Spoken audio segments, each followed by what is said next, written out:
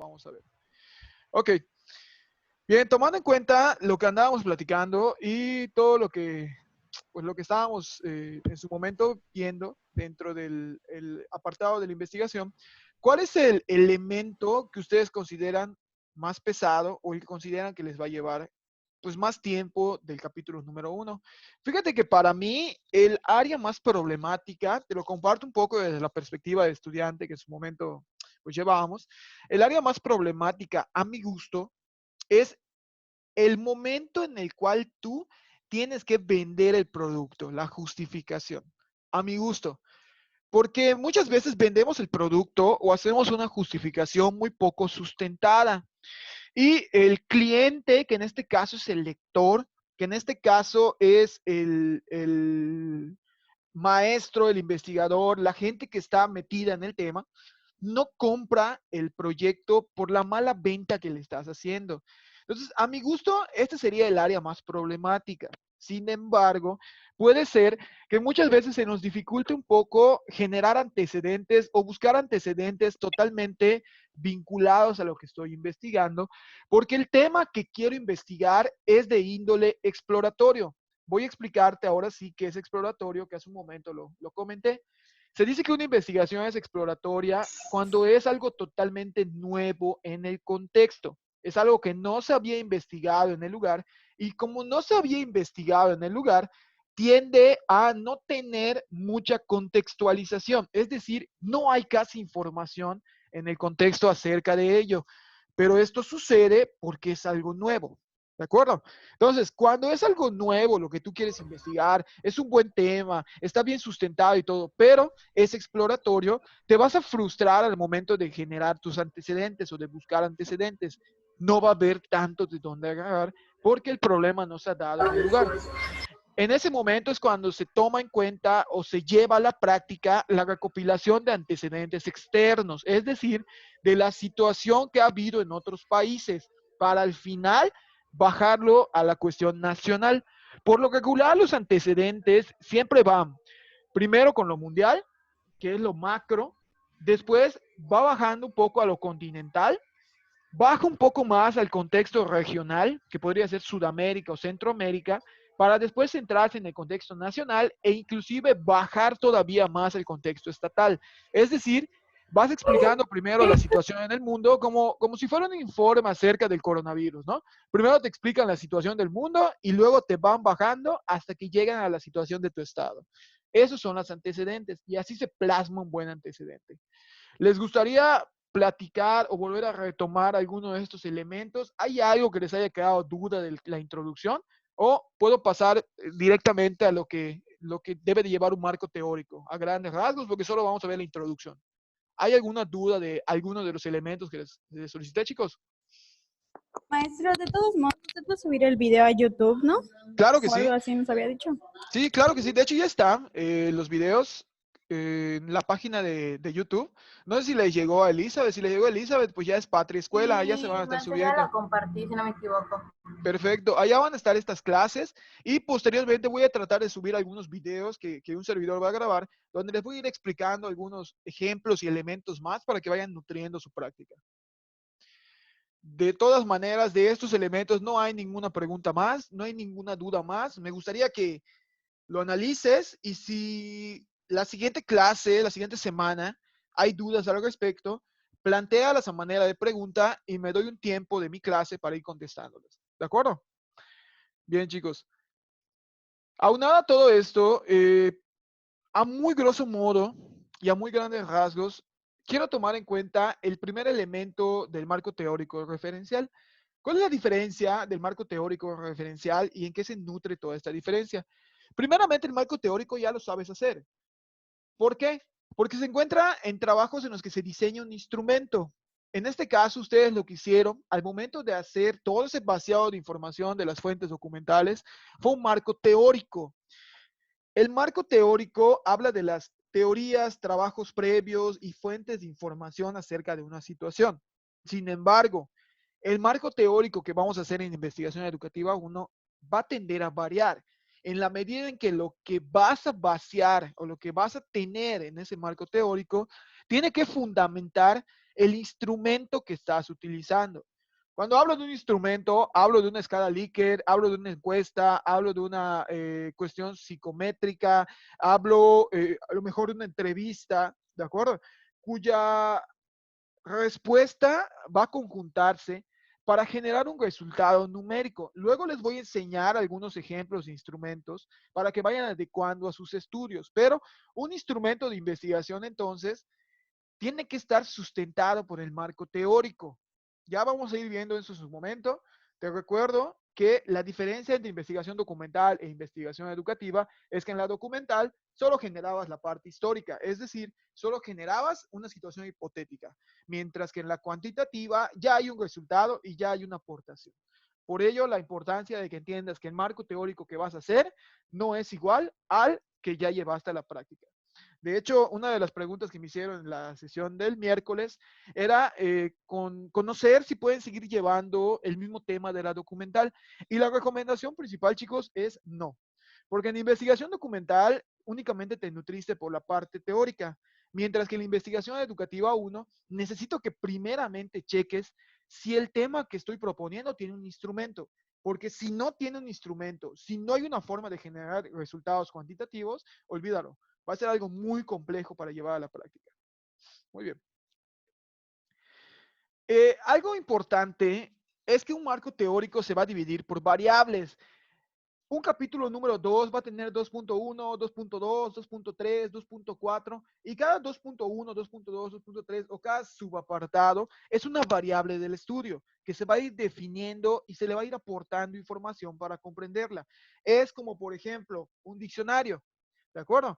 Un glosario. El glosario que vas a ir manifestando es todo lo que va relacionado con las variables de tu investigación.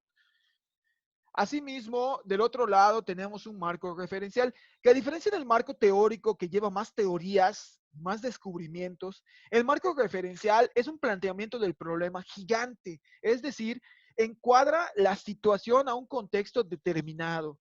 Lo que hace el marco referencial es comentarte a raíz de todo lo que está sucediendo alrededor de cómo está la situación que se va a desarrollar en la investigación. Un ejemplo sería mencionar los orígenes de alguna institución. Claro, si voy a hablar de una institución, primeramente tendrías que entender de dónde nace la institución, cuál es la idea o paradigma que dio nacimiento a esa institución, cómo ha ido evolucionando la institución, qué ha hecho como proyección nacional e internacional a través de los años, para entonces llegar a la institución. ¿De acuerdo? El marco referencial, entonces, puede ser vislumbrado como un planteamiento del problema gigante o como una explicación completa de todo lo que antecede, en este caso, a el problema. Y tenemos un tercer elemento que va incluido en cualquiera de los dos, ¿eh? Esto es la acción que va dentro de cualquiera de los dos, que se conoce como la revisión de la literatura. Si hago marco teórico para fundamentar mi instrumento, la revisión de la literatura va a sustituir al marco referencial. Si hago marco referencial para explicarte la situación, la revisión de la literatura son las teorías o los paradigmas que van a sustentar mi estudio. Es decir, o hago marco teórico o hago marco referencial. En este caso, para investigación educativa, vamos a hacer marco teórico, lo cual va a llevar también una revisión de literatura. ¿Qué es la revisión de la literatura? Pues es toda la parte bibliográfica de la investigación. Básicamente la revisión de la literatura, todo lo que tenga una relación directa o indirecta más cercana a tu estudio, va a estar fundamentado. Vas a ir vaciando todo lo que sean documentos, tesis, disertaciones, artículos de investigación, ponencias, memorias, todo lo que tenga que ver directamente con tu investigación, pero de manera muy teórica. Por lo regular, la revisión de la literatura viene una cita, termina la cita, a muy grosso modo se interpreta o se parafrasea la cita y viene otra cita. Es cita, parafraseado, cita, cita, parafraseado, cita. Esa es la estructura normal que tiende a llevar una revisión de la literatura. ¿Hasta aquí alguna duda con estos tres elementos?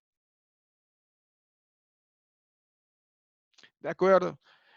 Imagino que hasta ahora son cuestiones que ya viste. Es lo que les comentaba la otra vez. Estos elementos, como ya se vieron en la documental o a grandes rasgos, ya conoces qué es cada cosa. Yo me voy a centrar ya a partir del capítulo número 3.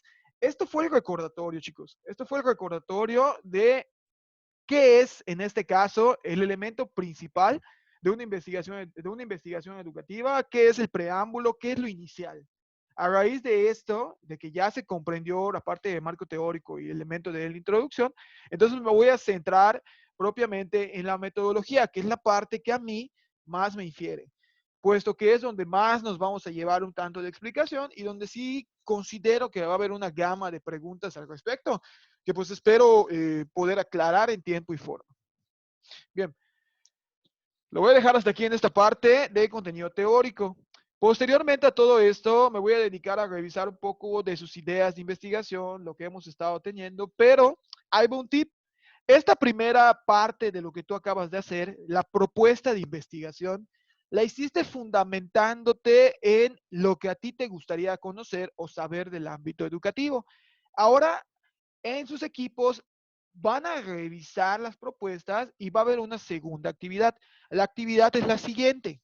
Lo que vas a hacer ahora es investigar por lo menos 2 instrumentos por tema, repito, 2 instrumentos por tema que puedan servirte para elaborar o realizar tu investigación. Y aquí en la diapositiva, para que tengas una idea, hay un ejemplo. Si yo quisiera medir la violencia en el noviazgo, a lo mejor un violentómetro me serviría. Y si te das cuenta, el violentómetro está plasmado en escala Likert, ¿de acuerdo? Entonces, eso sería un ejemplo de instrumento. ¿Cómo lo vamos a investigar? Vas a escribir el nombre de tu tema o el pseudonombre del tema que ya planteaste y vas a escribir en la parte de abajo instrumentos de medición. Nombre del tema acompañado de instrumentos de medición. Y se te van a ir desplegando una gama de instrumentos, tanto gratuitos como de paga. No es necesario que los descargues, a menos que tú consideres que haya que echarle un vistazo para comenzar a vislumbrar qué tienen. Lo que sí es necesario es que me propongas 2 instrumentos por tema. Si alguien, por ejemplo, escogió un tema que hable acerca de los problemas de aprendizaje en las fechas de la historia, ¿qué instrumento puede medir el aprovechamiento en historia? Ojo, no un examen. El examen no es un instrumento de investigación. Pero a lo mejor te encuentras una encuesta, a lo mejor te encuentras una entrevista con opción múltiple y esas preguntas con opción múltiple pues te puede generar un número, ¿de acuerdo? Si por ejemplo tienes una entrevista con 4 respuestas donde A, B, C y D, pues a cada una le das un puntaje. Obviamente va a tener más puntaje, la que sea la adecuada, pero pues esto lo vamos a ir trabajando. Lo que quiero que hagas como un segundo paso es comenzar con esa búsqueda de instrumento, al menos 2 por cada tema. Puesto que la siguiente clase, aparte de la resolución de dudas de lo que hayamos visto hoy, me voy a dedicar a preguntarles acerca de esos instrumentos. Preguntarte de esos instrumentos, preguntarte cómo se califican a lo mejor, ya puedes empezar a investigar esta parte, preguntarte cuántas preguntas tienen inclusive. Por ahí hay gente que dijo, encontré un instrumento perfecto, maestro, pero tiene 120 preguntas. Ajá, no creo que una persona se siente a contestarte 120 preguntas, ¿no? Tienen que ser instrumentos que en su momento puedan ser adecuados a mi tema y puedan ser contestados por las personas. Por ejemplo, hay instrumentos que vienen en dimensiones, es decir, completo es muy extenso, tiene 120, pero a lo mejor cada dimensión tiene 30 y únicamente me interesa una dimensión. Tomo esa dimensión del instrumento y eso voy a convertirlo en el elemento de recabación de datos para mi investigación. Entonces, segunda tarea, ¿cómo la vas a subir? Vas a subir en un Word nuevamente el nombre del tema y debajo del nombre del tema me vas a subir el nombre, vas a escribir el nombre de los 2 instrumentos que tú consideras que pueden servir para investigar ese tema. ¿Sí está claro?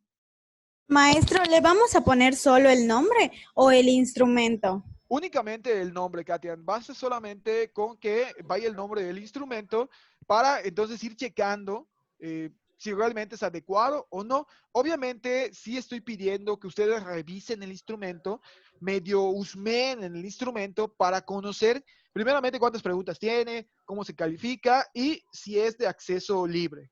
Porque si es pagado, pues ya cada quien sabrá si lo usa o no. Pero si es de acceso libre y todo ese tipo de cuestiones, pues sí se los voy a preguntar a la siguiente clase. Maestro, No sé si quedó claro. maestro. Sí, claro. Se pueden duplicar los instrumentos, que yo los repita, no muchas veces, claro. ¿Cómo?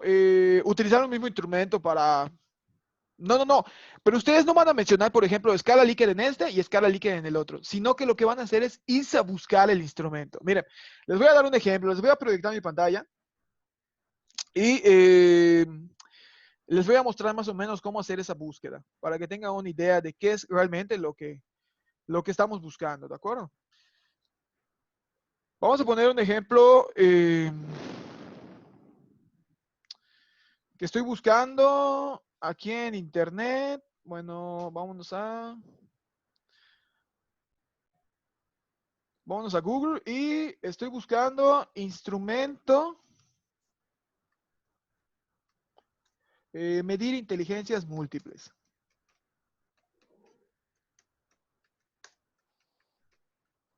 Ahí está.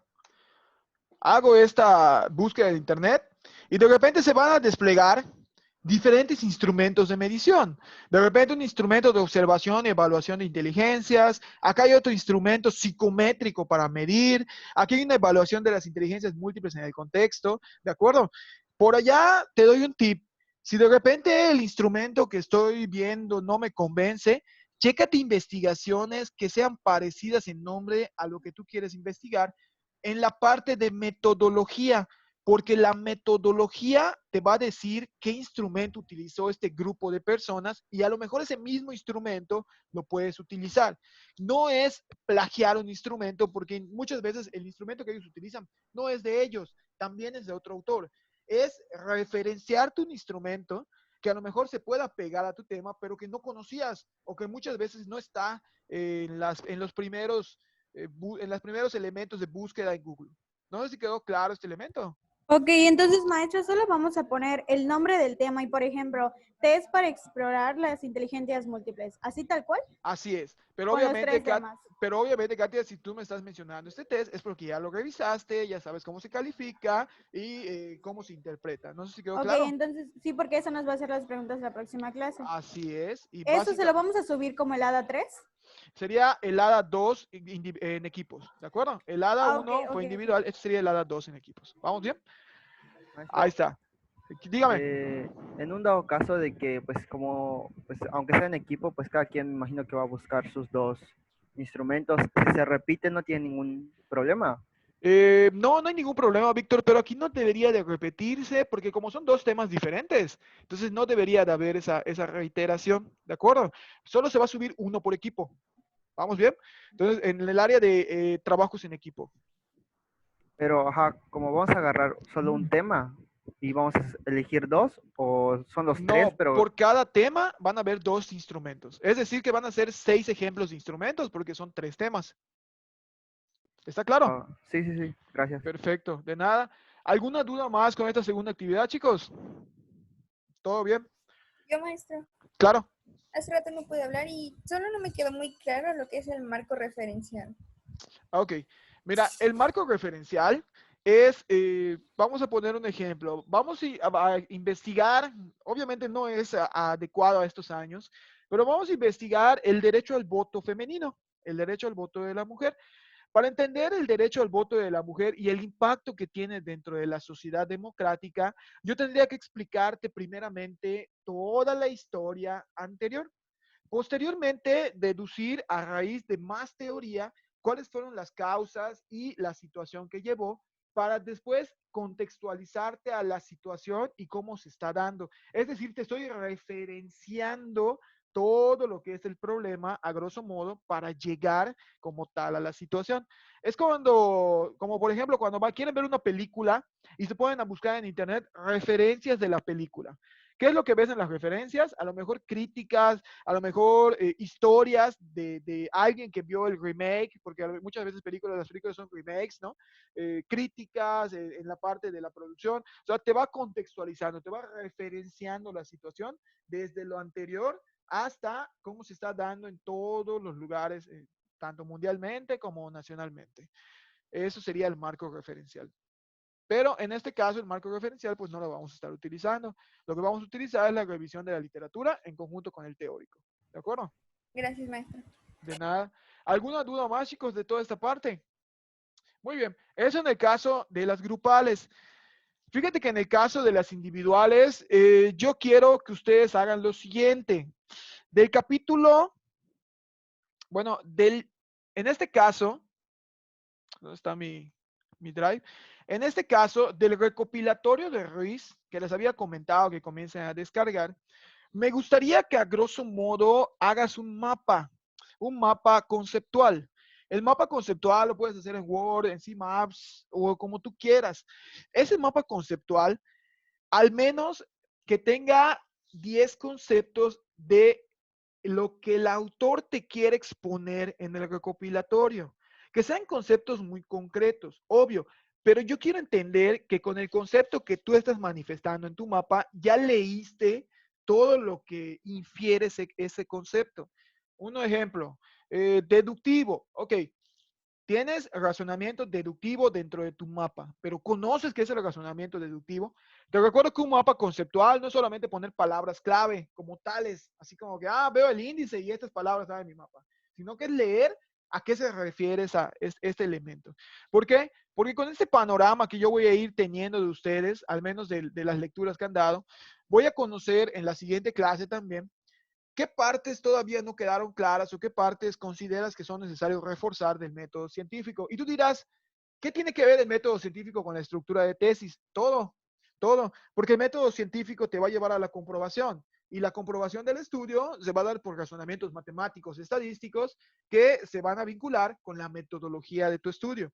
Entonces, la chamba aquí individual sería leer y posteriormente lo que considera más importante, ir vaciándolo en un mapa conceptual con al menos 10 elementos. ¿Está claro para todos? Esa sería su segunda actividad individual. Chavos, no se trata de... Dígame. ¿De qué documento, perdón? El recopilatorio Ruiz 2007. Lo tiene en el Drive. Ah, ok. Gracias. Maestro, ¿se puede hacer a mano el mapa y ponérselo en Word y subirlo? Claro que sí, no hay ningún problema, no hay ningún detalle. Para darnos un panorama, quiero darme un panorama general de esta parte. Como les comentaba el otro día, chicos, realmente normalmente en otras escuelas, el método científico o la parte del razonamiento científico se ve en los primeros cuatrimestres o en los primeros semestres. Por ejemplo, en la UADY, en tercer semestre, llevamos todo lo que es el método científico y toda esta parte. ¿Por qué? Porque pues obviamente es el preparativo de investigación documental. Sin embargo, pues entenderás que por la cuestión del plan de estudios que tenemos, hay que tratar de encerrar todo lo más concreto posible en las 3 asignaturas. Por ello que el trabajo en investigación sea más de lectura, un trabajo más concreto y en este caso más individualizado, a diferencia de lo que se hace en otras asignaturas, ¿no? Entonces sí te pido que por favor leas, no les estoy cargando mucho de tareas, no me interesa que me hagan 10, 12, 15 tareas, si a la larga no me estás trayendo nada para el proyecto como tal.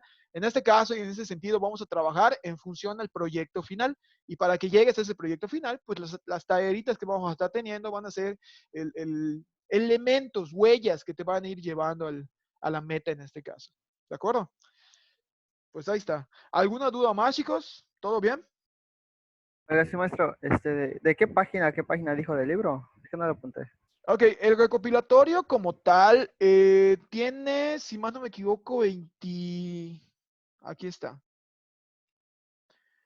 Tiene... Ok, ¿hasta dónde llega el método científico?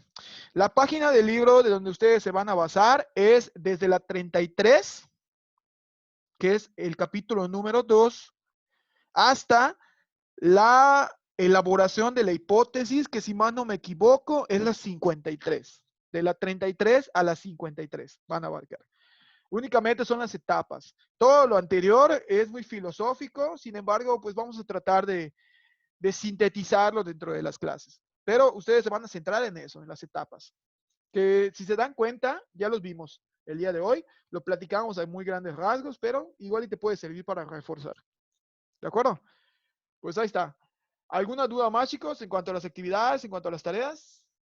¿Todo bien? Pues muy bien, Maestro, dígame. ¿para cuándo van a ser ambas tareas? Nuevamente se trabaja sobre tiempos antes de las 4 de la tarde del día viernes, Ambas. como máximo, ¿de acuerdo? Ambas, así es. ¿Alguna duda más? De acuerdo. Pues que pasen muy buenas tardes, un gusto saludarles nuevamente, esperando que sigan pasando esta cuarentena con la mejor actitud posible y preparen ya su emoji para su graduación, si es que pasa mi materia. Porque ya no vamos a regresar a clases. Qué horror. Sí, no se los quería decir, pero bueno, así es. Hasta ahora esa es la indicación, ¿eh? Pero bueno, vamos a ver qué pasa, qué sucede. Por lo pronto esperemos que nuestra investigación salga bien. No, sería una tristeza presentar el extraordinario online. Muy bien, chicos, que pasen buenas tardes.